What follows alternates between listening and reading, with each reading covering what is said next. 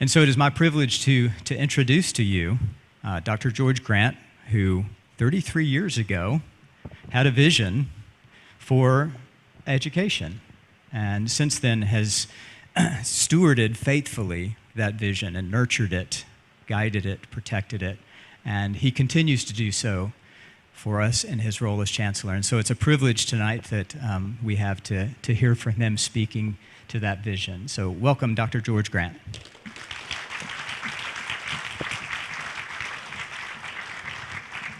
And you may be seated.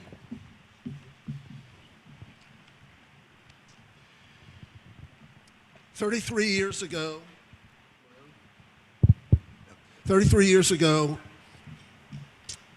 it is said that I had a vision. Truth is, it was a bit of a happenstance. J.R.R. Tolkien, in his essay on fairy stories, says that a eucatastrophe is a series of tumultuous events and near disasters and impossible situations and great calamities that somehow, in the end, result in a happy ending. In a sense, that's FCS's story. In the mid to late 80s, I was working as a political consultant and speechwriter in Washington and around the nation, and one of the things that I determined that I needed to do is I was working with good men and women and great candidates, but I realized that for the most part, though they held to some good views and were seen as champions of Christian causes, conservative causes, they were basically men and women with great hair and wonderful teeth. They were media darlings, and there wasn't a lot of substance there.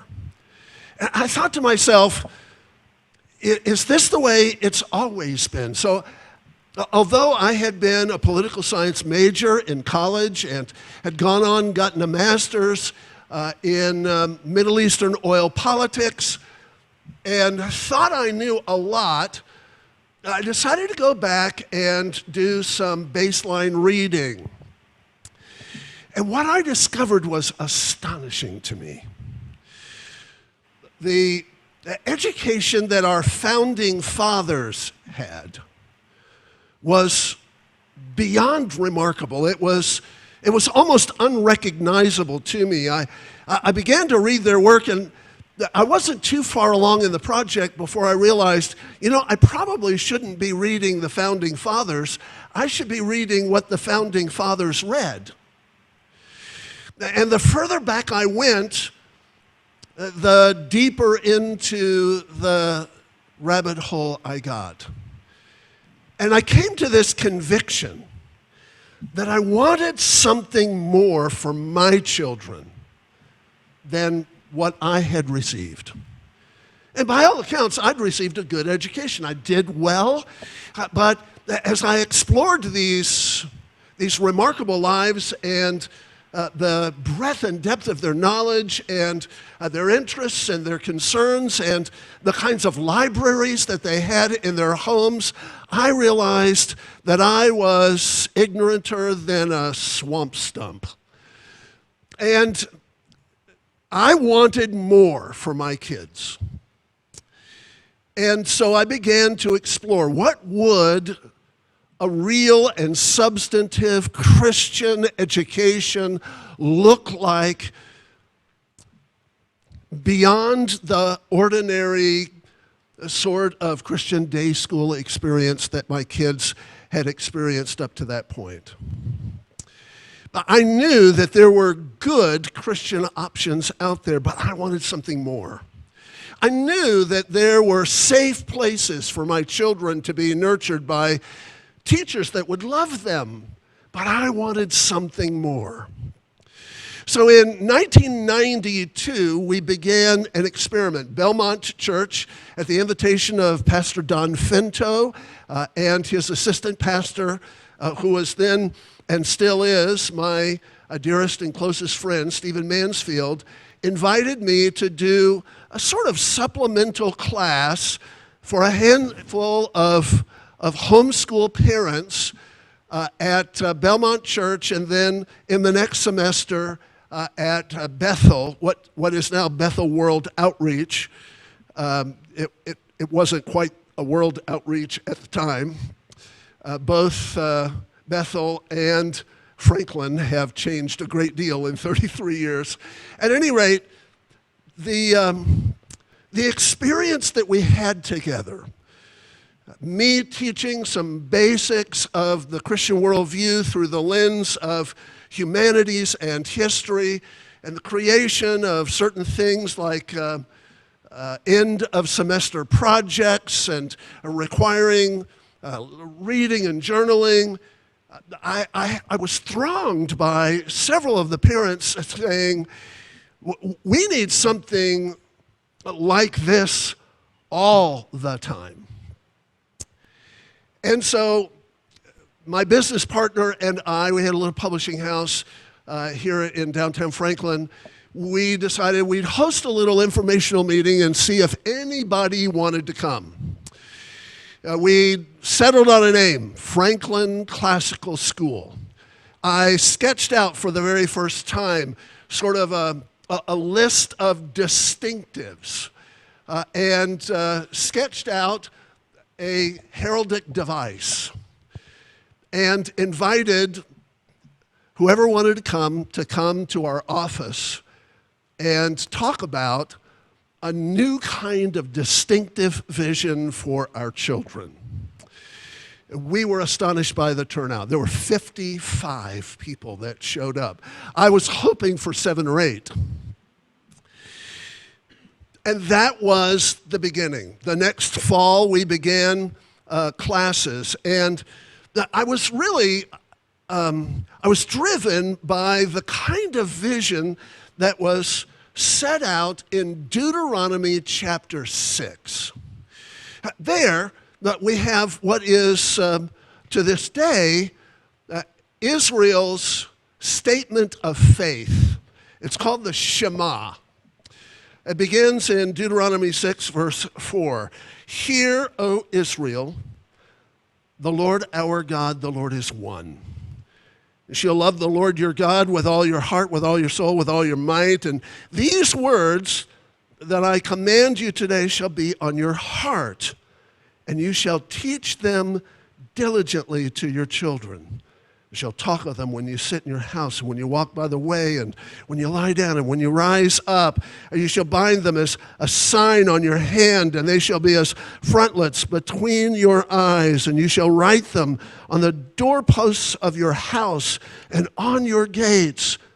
And then, when the Lord your God brings you into the land that he swore to your fathers, to Abraham, to Isaac, and to Jacob, to give to you with great and good cities that you did not build, and the houses full of all good things that you did not fill, and cisterns that you did not dig, and vineyards and olive trees that you did not plant.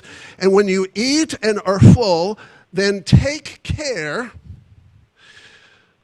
lest you forget the Lord your God, who brought you up out of the land of Egypt, out of the house of slavery. For it is the Lord that you shall fear, him you shall serve. Then in verse 14 it says, you shall not go after other gods. Verse 16, you shall not put the Lord your God to the test. Verse 17, you shall diligently keep the commandments of the Lord. Verse 18, you shall do what is right and good in the sight of the Lord. And then in verse 20, we have this real ringer. It says, now, when your son asks you in times to come, what is the meaning of these commandments and statutes and testimonies that the Lord our God has commanded you? Then you shall tell your son the story of your deliverance from slavery. Tell your son a story. That is a remarkable vision. This was the structure of the worldview of ancient Israel. I want you to notice several things and the biases that are woven in to the understanding of how the generations are to be discipled, trained, educated. First of all, there is a theological bias. The verses 4 and 5, God declares his sovereignty. The Lord, your God, is one. You shall love the Lord your God with all your heart, your soul, your mind, and your strength. The idea here is that no education is neutral. All education is rooted in some presuppositions. Therefore, all education is acclimatizing young minds, shaping young minds in accord with those presuppositions. The presupposition in Deuteronomy 6 is there is a God, he is not silent, he is sovereign over all things, and we are called to serve him. That's the starting point for Christian education. And what that means is that when you teach a math class or a language class, you don't Christianize it by tacking on a couple of Bible verses. It's got to be Christian from the bones up. The second bias that is declared here is a literary bias. Did you notice that? In verse 6, these words that I command you today shall be on your heart. The great innovation that gave rise to the glories of Christendom was the building of a literary culture. Students who are able to recognize the beauty of words and of sentences and of paragraphs, and who could make arguments, and who would be able to parse the questions of the world in an effectual manner that would comport with their faith. And so I realized that not only did we have to have an absolute grounding in the authority of God, but we needed to make sure that we were tasting all of the rich treasures of literature, of art and music, of architecture that have shaped Western Christendom, that are a part of our great inheritance. That leads to the next bias in verse 7, where we're told that we are to teach these things diligently. That word diligently in the Hebrew is a word that means laboriously. It means hard work. These truths, these presuppositions, and the glories of our rich tradition aren't merely caught. They must be taught. And they must be taught through specific kinds of discipline. And these disciplines need to be consistent. And these consistent disciplines need to be carried through from age to age and stage to stage. This is where the idea of the medieval trivium and the quadrivium come from. It's derived right out of the book of Proverbs, where we're told that knowledge must go on toward understanding, and understanding must, in the end, move on to wisdom. Knowledge is just the accumulation of facts. But all of us know that there are a lot of people out there who have a lot of knowledge, but they can hardly talk and chew gum at the same time. And there are people who have knowledge and understanding, but have never put it to work in the world. Wisdom, the Hebrew word for wisdom, literally means skillful fingers. It's the skillful fingers of an artist or a craftsman or a musician. It's putting that knowledge and understanding to work in the world. The fourth bias is a covenantal bias. Did you notice it? Verse 7. This is something that has to be done in the context of relationships. Discipling the next generation is not merely the transfer of information and of discipline. It's entering into life lived together. It's covenant community. It's relationships that are intentional and purposeful and loving and transformative. That requires a tremendous number of bulwarks and guardrails, and those have to be woven in. They have to be baked into the overall plan for education. Then there's an aesthetic bias. Notice that all of this beauty in your head that is to be worked out in the world, so that it's not just walking and sitting and lying down and sharing life.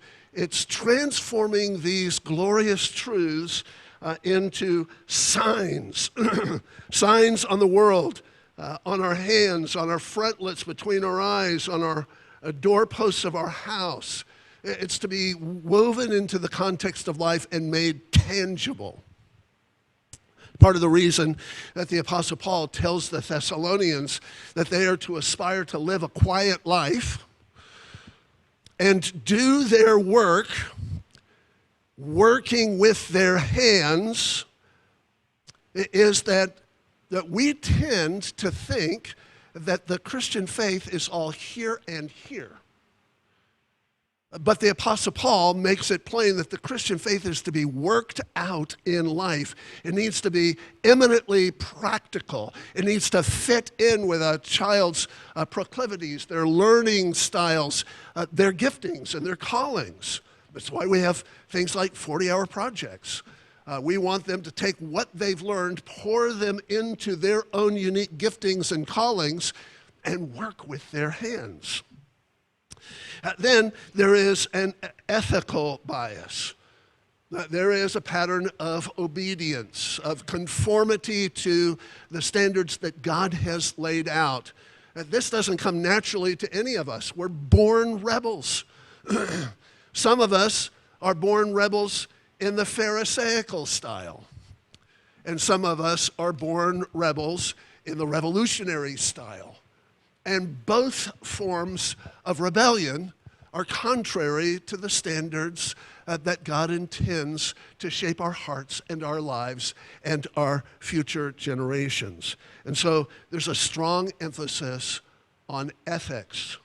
And finally, there is an historical bias. This is where we pick up the story in verses 20 through 25.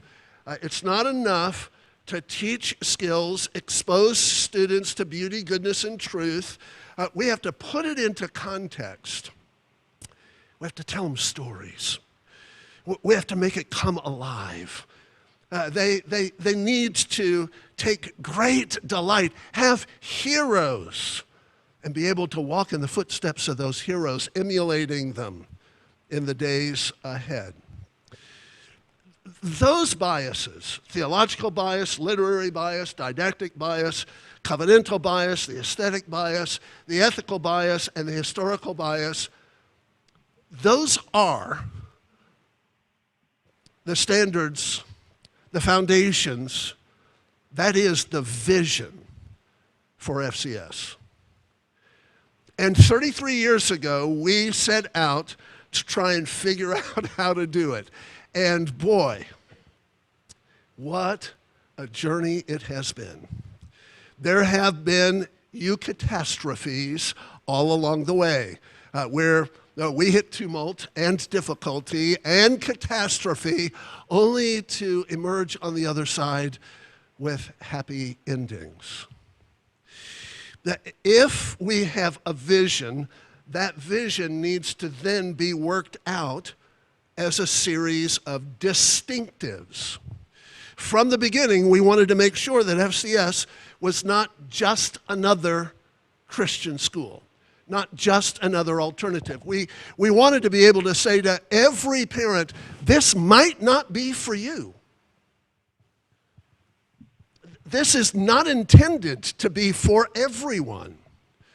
It is intended to be for those who really want something more, something substantive, something life-transforming.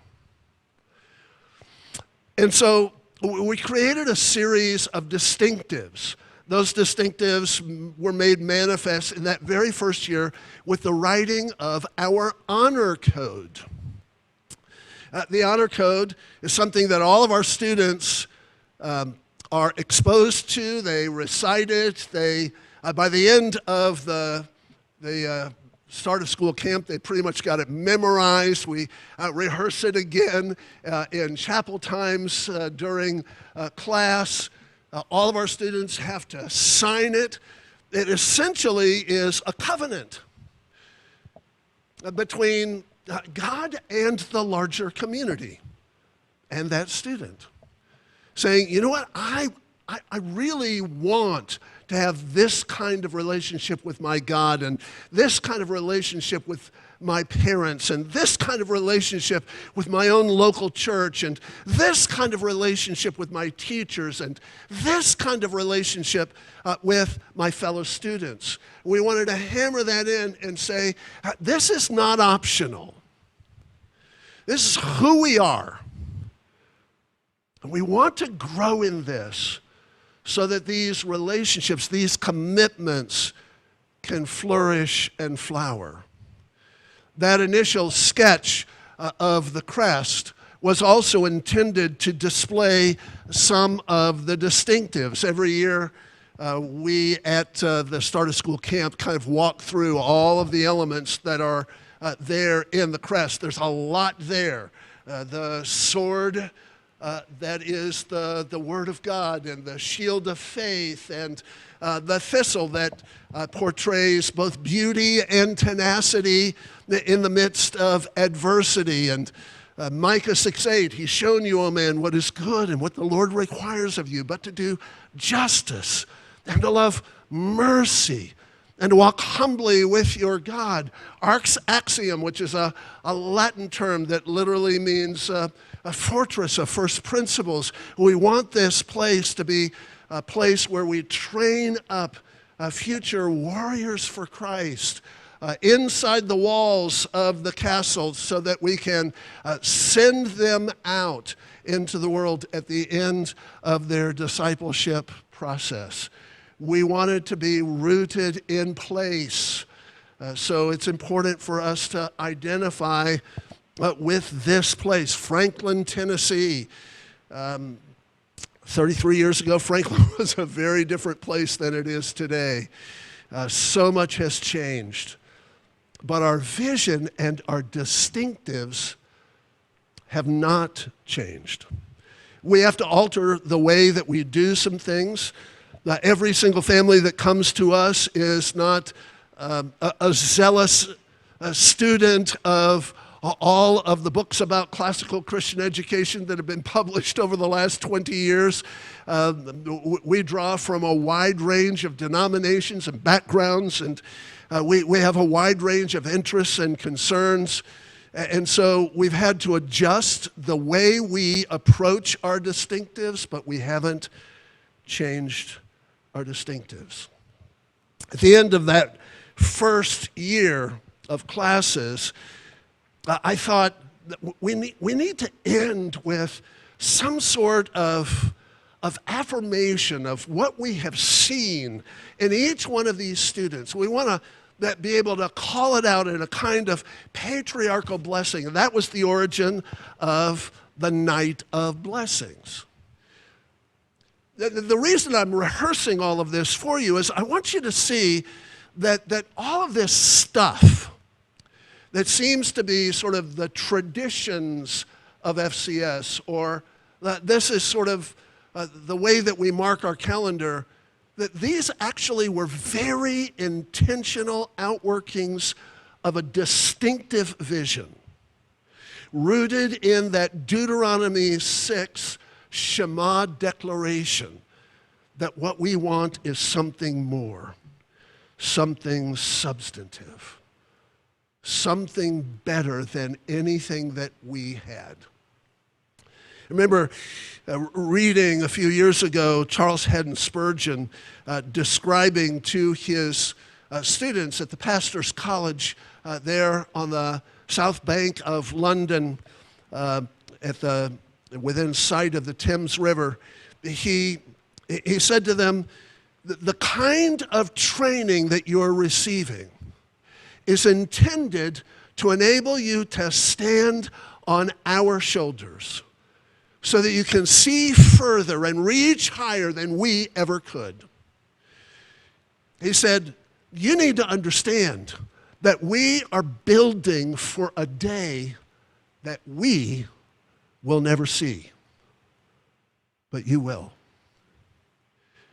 In a sense, that's what these distinctives are intended to do. Now, in my work, while we were planting Franklin Classical School, I continued in my work as a political consultant, and I was traveling constantly, traveling all over the world. And I was asked by our denomination, my denomination, the Presbyterian Church in America, to consider leading some overseas tours. In the second year of FCS, I opened up the overseas tour to any of our seniors who might want to go. That year we had 3 seniors, and they all wanted to go, and so we took them, and they were able to see a number of the places that they had studied. They were able to see a different culture. They had to figure out money and subways, and they had to recognize that they couldn't just cross the street. They had to look in a totally different direction. And it was an educational experience, and it was like an aha moment for me, and I realized we need to do this all the time. That was the beginning of the senior trip. And we have done a senior trip every year since then. And again, although it kind of we stumbled into it, it was a very intentional extension of all that we had begun to do with all of the other distinctives that we had undertaken. The same thing happened with the Kings Mountain Camp at the beginning of the school year. We were in our 4th year as a school, and we were starting to grow. There were a lot more new families, and we thought, how are we going to assimilate them in? We have such a close-knit community. How are we going to make sure that these students don't just show up on the first day of school trembling, wondering what's going to happen, but how do we create more intentional community? And so we looked into the possibility of doing a beginning of school camp. This became an incredibly important part of our overall vision. We've changed locations a couple of times through the years, and but the format has remained the same from the beginning. Get the seniors to actually lead the whole camp so that the seniors set the tone for the culture of the school. Train them for leadership, prepare them for the day that they will eventually leave FCS, and enable them to mentor the younger students while having a tremendous amount of fun and staying up way too late and eating way too much junk food. It was intentional. It was an outworking of our distinctives. Now, from the beginning, we were a bunch of really like-minded folks.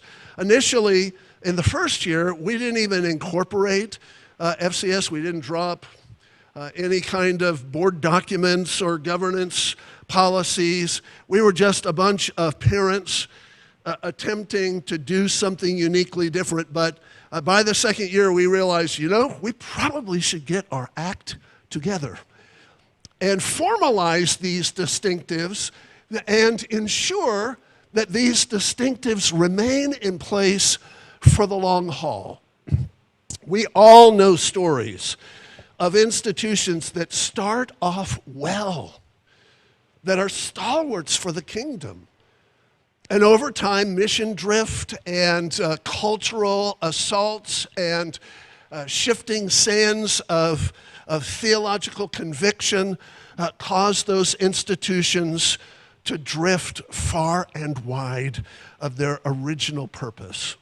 Do you know that in the 1870s, the New York Times was an explicitly pro-life newspaper? An explicitly Christian newspaper? Now, I don't know if you've seen the New York Times lately, but it's not that anymore. We wanted to make sure that we put into place a governance structure that would ensure the future, that would put into place the kinds of policies that completely comported with our traditions, our distinctives, and our vision. And so we began to wrestle with things like, what should students wear? What kinds of activities are allowed in school, out of school? Soon, we're having to wrestle with technology questions. And so we put into place a board. We began a self-perpetuating board because we had a core of dynamic and zealous and well-studied parents. And over the years, we have been able to maintain that. Yes, we've had tumult. Yes, there have been difficulties. After all, we do live in a fallen world. Franklin may, on first glance, look a little bit like Narnia or Mitford, but it's not. But we've come up with a kind of checks and balances sort of board structure that is rooted in the idea of federalism, the kind of checks and balances that we see in the Constitution, and where we have different roles and spheres that check and balance each other. And that is intended to preserve that vision, those distinctives, and all of those traditions. Now, one of the peculiar things about FCS is that we've never had our own building. In 33 years, we have met in 11 different locations. 8 of them in the first 10 years. That's a lot of hopping, skipping, and jumping around. And yet, every step along the way, we've learned a lot.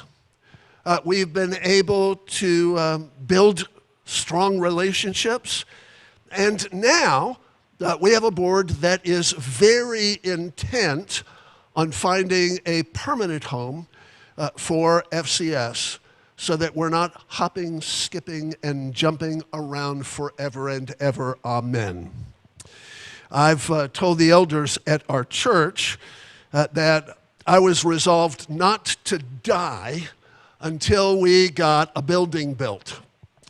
Well, we're about a month away from opening the doors of that building, and I realized, I better set another deadline. So I am telling our board now, I am resolved not to die until we have a permanent home for FCS. And I'm delighted by how hardworking and focused and diligent our board is in trying to identify good options for us going forward. You may have noticed real estate's rather expensive in Middle Tennessee. My daughter had to go all the way to Fairview to find a house she could afford. Mr. and Mrs. Shearer had to go all the way to Fairview to find a house they could afford. About half of our church lives in Columbia, just because young families have a hard time finding a house they can afford. But the good thing is that this is not an economically driven concern. This is a theologically driven concern. This is a spiritual battle. These are gospel distinctives, and ours is a great and glorious gospel calling, and God will provide. That's not just wishful thinking, and that's not positive confession. That's, as the old TV show used to say, no brag, just facts. I am no longer teaching every Tuesday and Thursday, but the board has asked me to continue in a role shaping and advising. I get to come and teach on favorite subjects every so often. I'm delighted that we've been able as a school to move beyond merely humanities.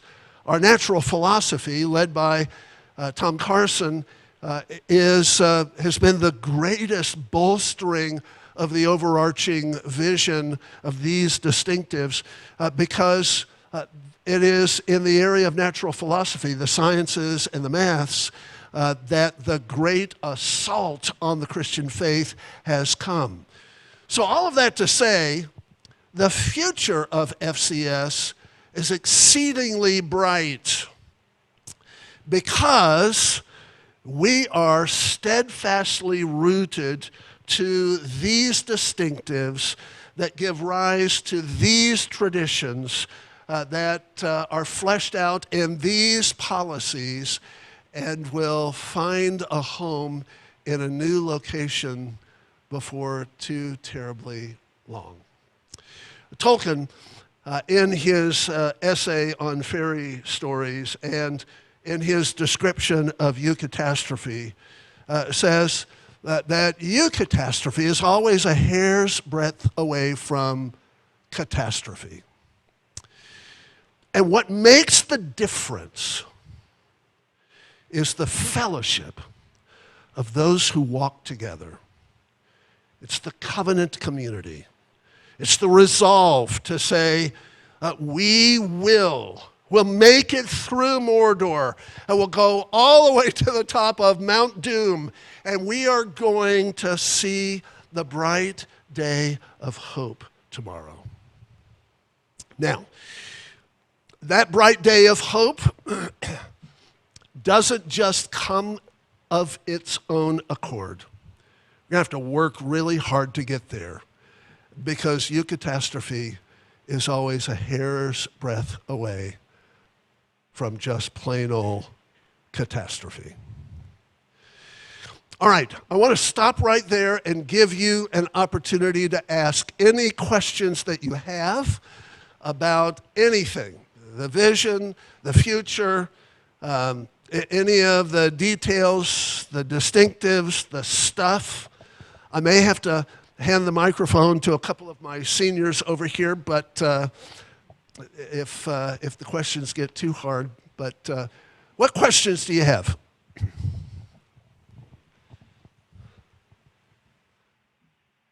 Oh, come on. Yes, all the way in the back. I can barely see. New building, new campus.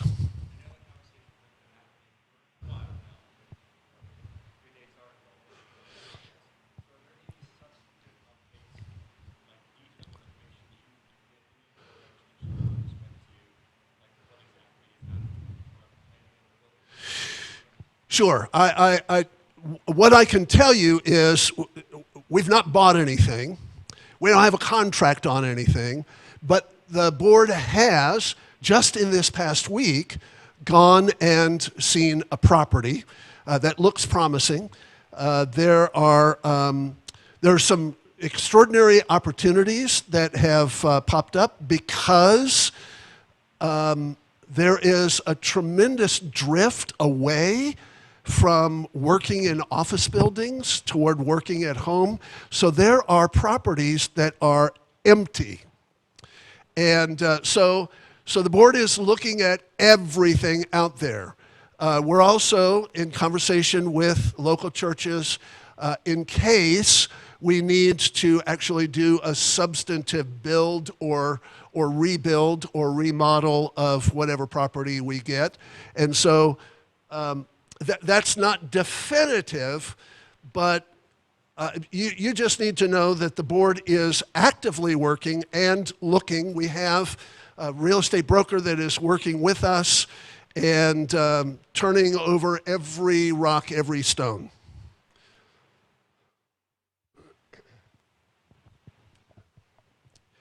Yes. Support that initiative. There was a number that was given. There was a number that was given, I don't know, about a year ago, and the money is in the bank.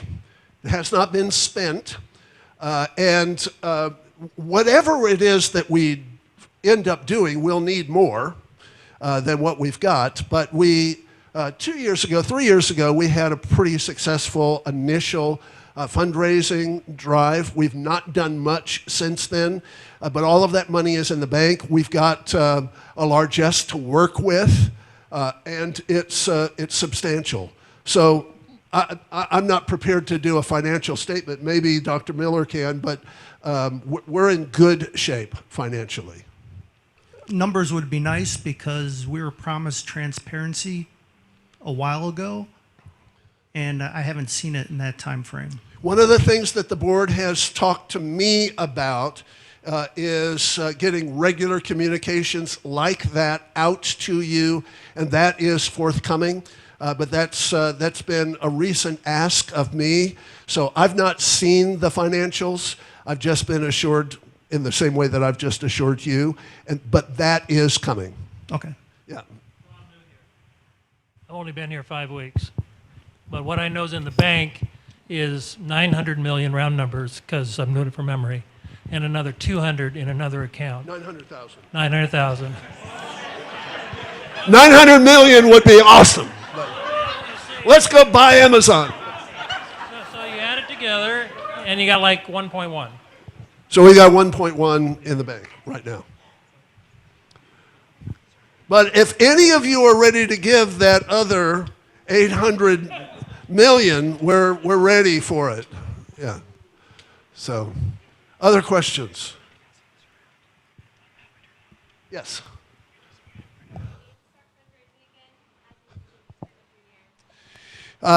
Yes. I don't know what, I have been told we're planning on doing some additional fundraising. I don't know what that entails. I've just been told that, but I'll be involved in it, but the answer is yes. But you know, one of the things that's hard to do is to raise funds in the void. So if we have a project that we can raise funds for, it's going to be a lot easier. So I anticipate that that's forthcoming. Yes.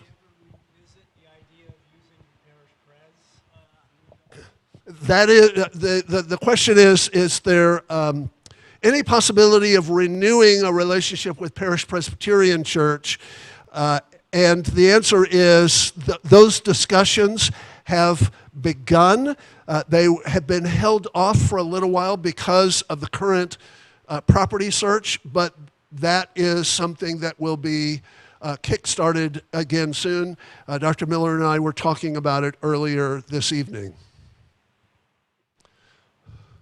Yes. Is there a school that FCS has based some of their stuff on? Is there like a ancient or whatever? Great question. The question is there a school, either ancient or modern, that FCS is basing its stuff on? These distinctives. And the answer is these distinctives were quite common. From about the 14th century all the way up through the 19th century.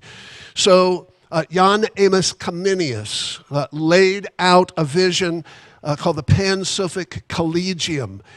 And he was instrumental in reshaping the curriculum of Harvard, of Oxford, and of Cambridge during the 17th century. That is a model that is incredibly helpful. Gerhard Grote, earlier in the 14th century, created something called the Brethren of Common Life Schools. The Brethren of Common Life Schools, in a dark, dark period in Western civilization's history, the time of the bubonic plague, the 100 Years' War, the Babylonian captivity of the church, the Hanseatic League, the rise of scholasticism, is a really, really dark time. And Gerhard Grote started these little schools. And 100 years after Grote, a number of students emerged from those schools. Martin Luther was a graduate from a Brethren of Common Life school. Ulrich Zwingli went to a Brethren of Common Life school. Theodore Beza went to a Brethren of Common Life school. So we have a model and a pattern. More recently, I have been involved in helping to create something called the Association of Christian and Classical Schools. The ACCS has an annual conference. When our very first conference was held with 35 people. We now have about 3,000 teachers, administrators, and others at our conference. And it's a remarkable movement. We went from, at the beginning, there were 5 identified ACCS schools that very first year. Now we've got more than 700. Yes.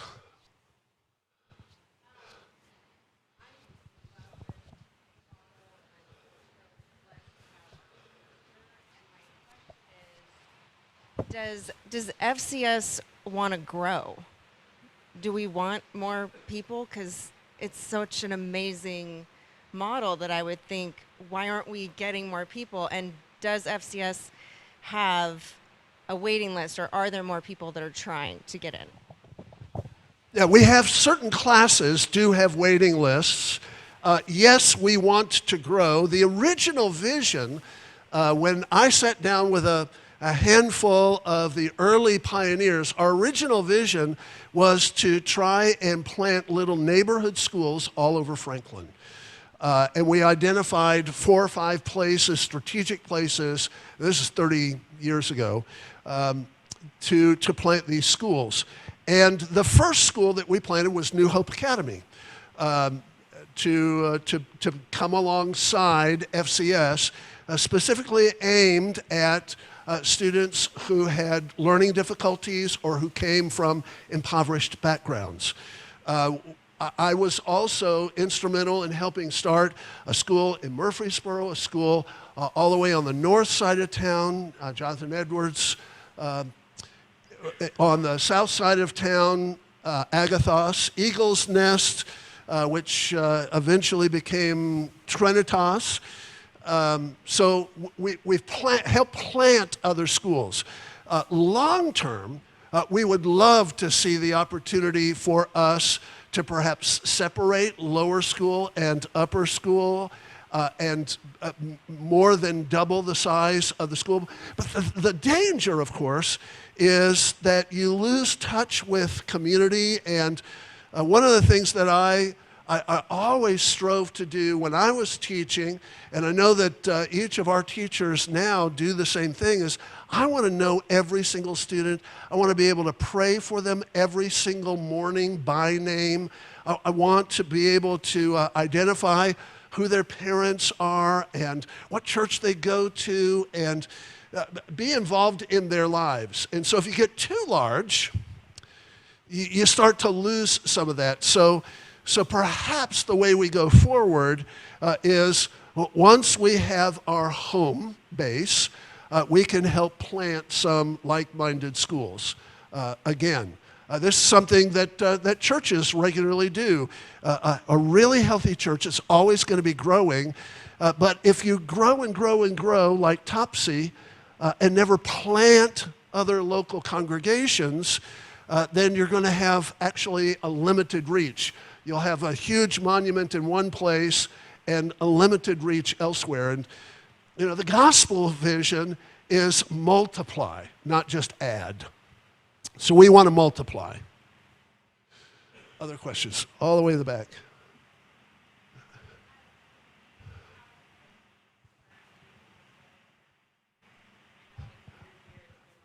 We are not in this building next year. We do not currently have a target for next year. We will have FCS next year. I just don't know where. And that actually has been one of the things we've had to face several times in our history. But thankfully, the board is really working hard at this point, and we will have something to set before you before Christmas. I know that the board is probably cringing at this moment, but we're going to have it before Christmas. Yes.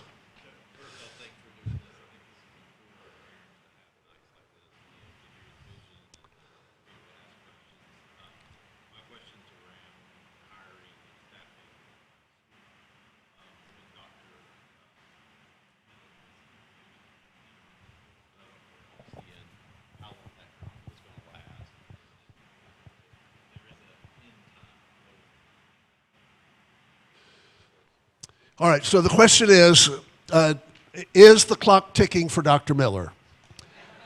Well, truth is, the clock is ticking for all of us, but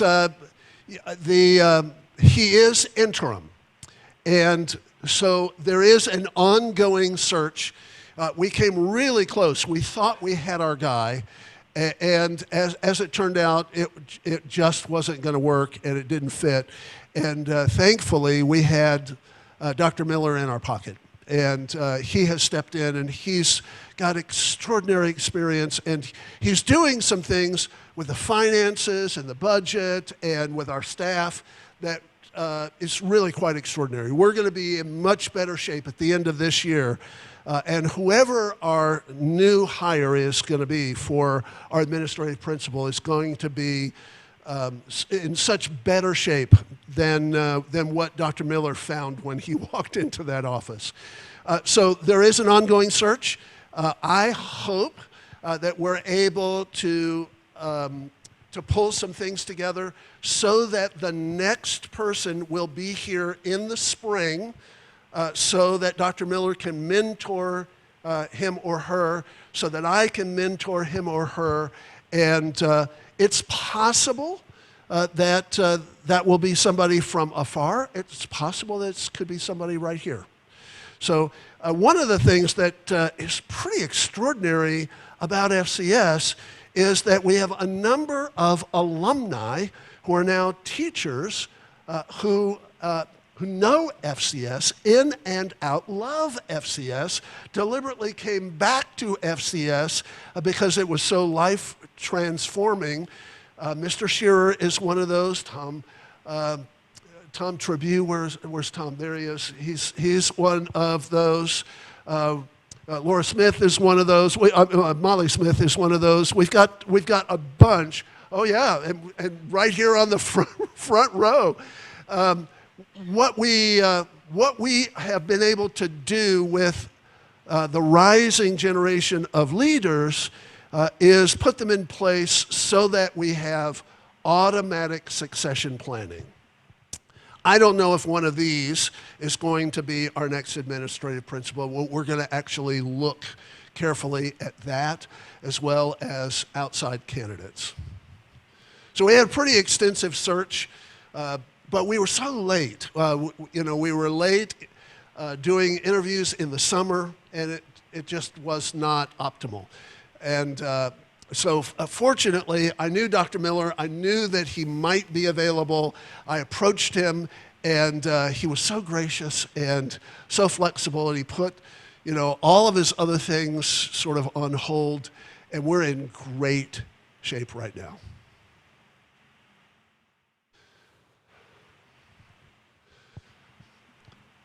Josh, you want to be the next administrative principal?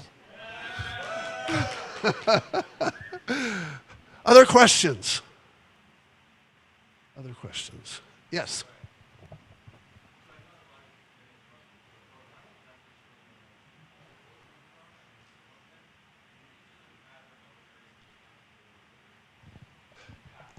Yeah, that's a great question. So why don't we have those who are on the board? I'm not sure how many board members we actually have here, but I know that we have a couple. Why don't we have the board members stand and introduce yourselves? I see two. Do we have more? Are there more than the two? Oh, three. See you there.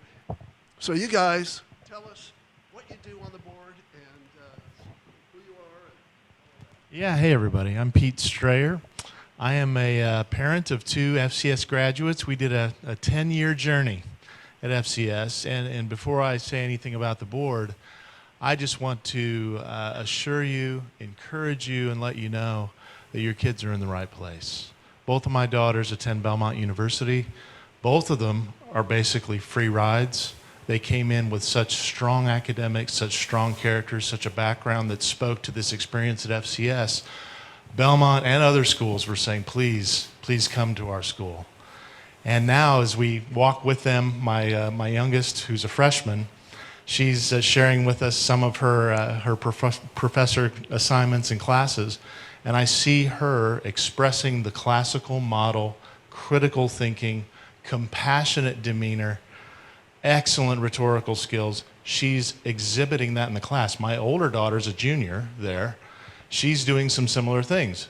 Not afraid to stop a professor and say, excuse me, you know, from my worldview and my point of view, this is how I feel about this, and very articulately share how she thinks and what she's learned at FCS. So from a parent's point of view, I just encourage every one of you just to continue to pour into your kids and pray for them, and know that this faculty and this staff, there are people. Tom Carson, I asked the girls, who's your favorite teacher of all time at FCS? And there's been a lot of really good ones.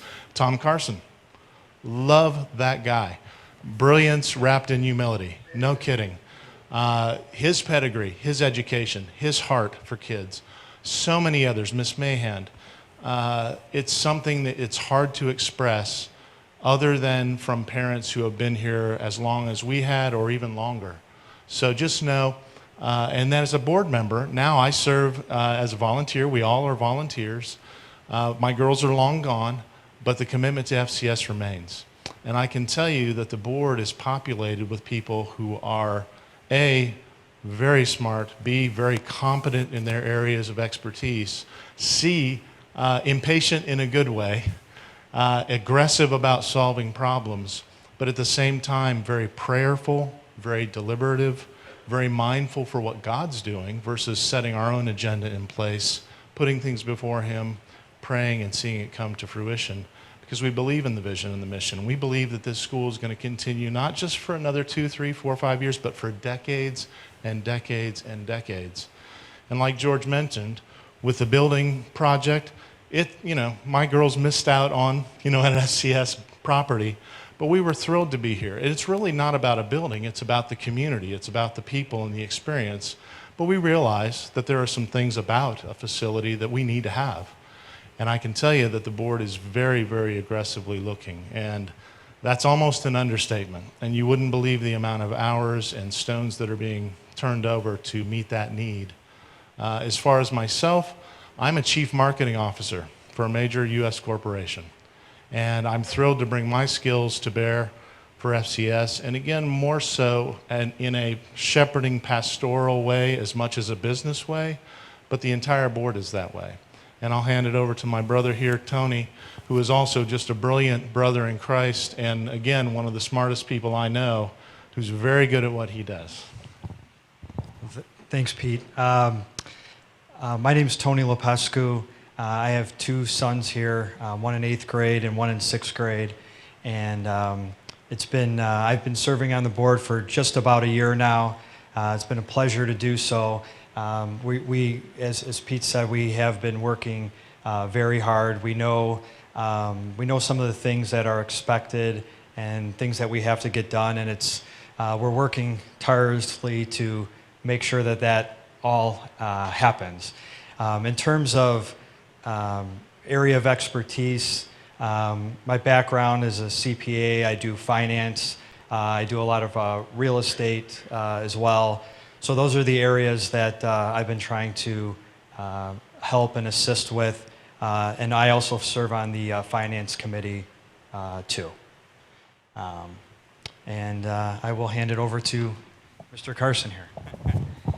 Yes, I'm Tom Carson, and have been a part of this wonderful, amazing community since 2007, and have two graduates. Both our children graduated from FCS, one in 2015, the other in 2016. That feels weird to say. But joined the board in 2015. As they've mentioned, I am a faculty member, which is peculiar, but we are a peculiar people. And I think my role is to bring voice to the board from the faculty and what's happening day to day to lend that voice to what's happening in the board. And I will echo what Pete and Tony have said, which is this is a board that's just working diligently beyond what you might even imagine. So imagine how hard taking on a volunteer role would be in your current life, and then raise that exponentially. I had to get a mathematical thing in there. So raise that exponentially, and that's what's going on with this board. So know that we are all prayerfully taking this very seriously, taking it to the Lord each and every meeting, each and every opportunity, and even side conversations and meetings together to serve this community, this amazing community. So I will turn it back over to. So with Tom and Pete and Tony, we have several other board members, but on top of that, we've got Melinda Mahand, the most remarkable of academic deans. I serve as chancellor, which is sort of like the king or queen of England. I basically just show up at parades and wave. But and then with Dr. Miller, we've got an incredible team. So we're way past time, but I don't want to cut off any other questions. If you've got questions that we can answer. Yes.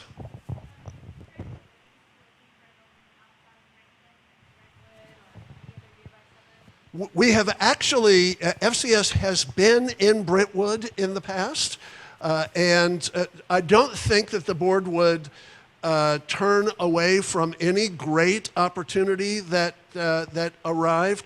Obviously, we want to be in Franklin if we can, but we've looked as far as Thompson Station, Spring Hill. I mean, we've looked everywhere, and there are some good options out there, but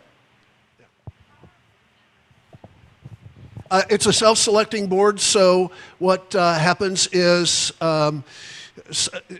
people like Dr. Miller or Ms. Mahand or I will bring some names to the board. We'll say this mom or this dad is really gifted in a particular area, and they're already involved and they're looking for more involvement. It may be a parent who is already serving on one of our committees, and we go to them and we lay before them the ominous responsibilities, and if they're willing, then we vote them onto the board. Yes.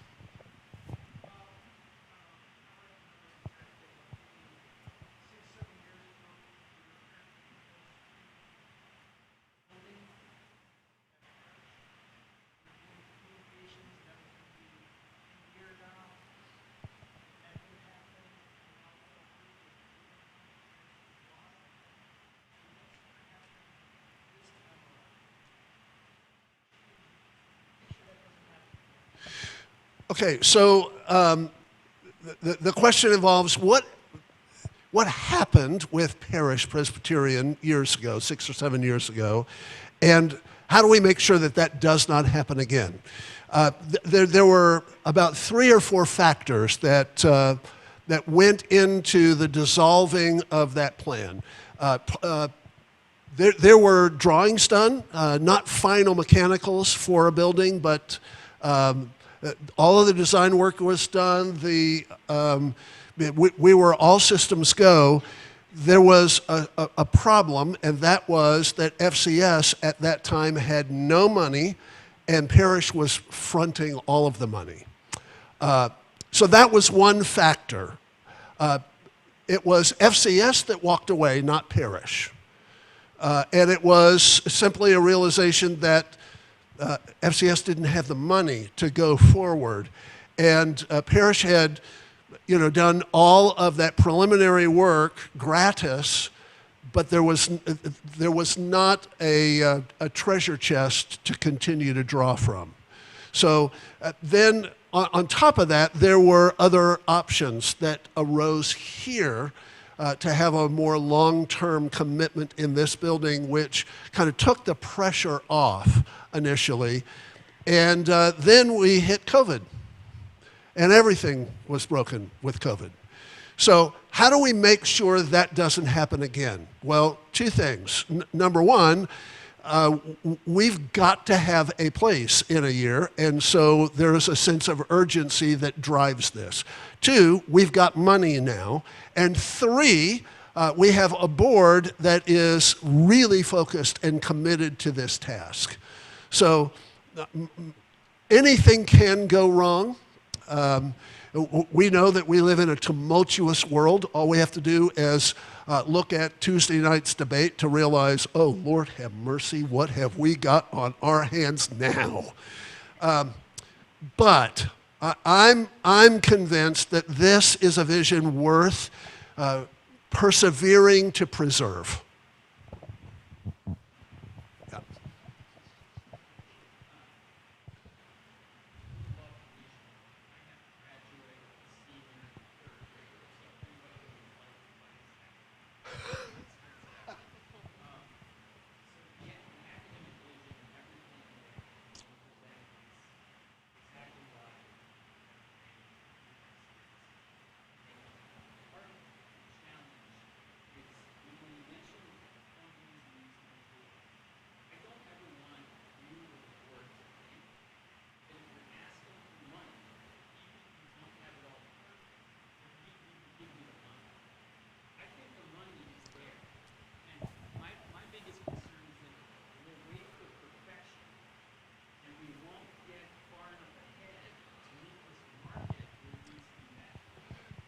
I think you're absolutely right.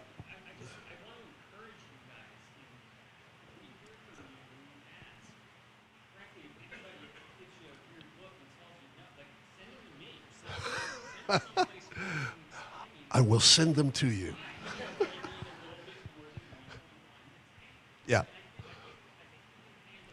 I think you're right. And I've actually proposed several fundraising schemes. One of the things that we've done in the past, a simple little thing, our Uttermost, every single year has raised between $75,000 and $125,000 in a single day. So I know that we can do that, and I think you're right. I think the money is there. I think that now that Dr. Miller is in place and now that we have a board that is focused and resolved, I think you're going to be happy to see.